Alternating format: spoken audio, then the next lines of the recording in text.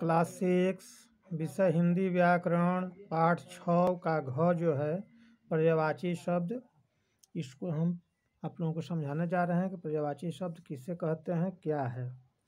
तो पर्यायवाची शब्द का परिभाषा है कि समान अर्थ प्रकट करने वाले शब्द पर्यायवाची शब्द कहलाते हैं।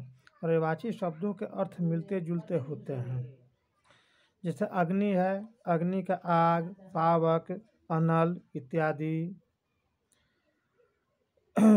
अमृत है, सोम, सुधा, पयूष, अमीय इत्यादि। इस तरह से आपके पाठ में 6 के घ में पर्यायवाची शब्द जो है पेज नंबर 62, इसमें आप लोग देखेंगे तो मिलेगा कि बहुत सारे पर्यायवाची शब्द हैं। हर एक शब्दों के उसको याद करना अनिवार्य है। अगर याद नहीं होगा पर्यायवाची शब्द तो फिर किसी शब्द का अर्थ आप लोग समझ नहीं सकते। जैसे मान लीजिए कृष्ण है, तो कृष्ण का अनेकों नाम है, उसको पर्यायवाची शब्द कहते हैं।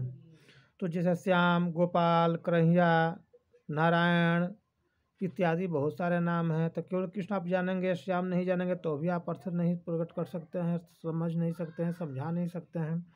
इसलिए इस पर्यायवाची शब्द को आप लोग अवश्य याद करें। यह व्याकरण जो विषय है यह केवल याद करने के लिए है और उसका परिभाषा समझने के लिए है, अपने से अभ्यास करने के लिए है। इसमें अभ्यास कार्य भी दिया गया है। जैसे पेज नंबर 64 में प्रत्येक पंक्ति में जो शब्द समानार्थक नहीं है उन पर गोला लगा है। तो वृक्ष का दे दिया है तरु, पीटप, विहंग, पेड़। तब विहंग जो है वह पक्षी इसको कहते हैं और बाद बाकी जितने हैं सब वृक्ष हैं। इस तरह से आप लोगों को अपने से बनाना होगा लेसन के आधार पर। और 2 नंबर चित्र के आधार पर 3-3 पर्यायवाची शब्द लिखना है। नीचे दिए गए चित्रों के लिए 2-2 पर्यायवाची शब्द लिखना है चित्र को देख करके। इस तरह से इस लेसन को बनाना है। 6 नंबर में अंग है। अंग में श्रुति स्तंभिन्नार्थक शब्द है। श्रुति स्तंभिन्नार्थक शब्द, श्रुति माने सुनना, सम माने बराबर, भिन्न माने भिन्न अलग, अर्थ माने सुनने में सम माने बराबर लगता है लेकिन उसका अर्थ जो है उसके से थोड़ा अलग हट करके भिन्न अर्थ है, उसको हम शब्द को हम कहते हैं श्रुति स्तंभिन्नार्थक शब्द। इसका परिभाषा है कि वे शब्द जो सुनने में लगभग समान प्रतीत होता है कि वही है परंतु उसका अर्थ भिन्न हो जाता है, अलग हो जाता है, उन्हें हम श्रुति स्तंभिन्नार्थक शब्द कहते हैं। जैसे ग्रह, ग्रह माने ग्रह और गृह माने घर, अनल माने आग, अनिल माने हवा। एक अक्षर बदल जाने से अर्थ बदल जाता है। अन्न माने अनाज, हाँ अन्य माने दूसरा। दोनों सुनने में लगता है कि एक ही बात है लेकिन दोनों का अर्थ बहुत अलग अलग हो जाता है। अपेक्षा माने चाह, तुलना। उपेक्षा माने अनादर, किसी को अनादर करना। अनु माने पीछे, अणु माने कण। सुनने में, बोलने में लगता है कि एक ही समान है लेकिन परंतु इसका अर्थ जो है सब बहुत भिन्न हो जाता है। इस तरह के शब्द को हम श्रुति स्तंभिन्नार्थक शब्द कहते हैं। इसे भी आप लोगों को श्रुति स्तंभिन्नार्थक शब्द में जितने उदाहरण दिए गए हैं इसे आप लोगों को अवश्य देख करके याद करना होगा और इसके आधार पर अभ्यास करना होगा। अभ्यास कार्य आप लोगों को इसमें दिया गया है करने के लिए।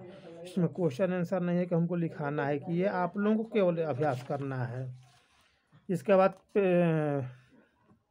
पाठ 6 में च जो है पेज नंबर 72, इसमें दिया गया है एकार्थक प्रतीत होने वाले शब्द। एकार्थक शब्द क्या है भाई?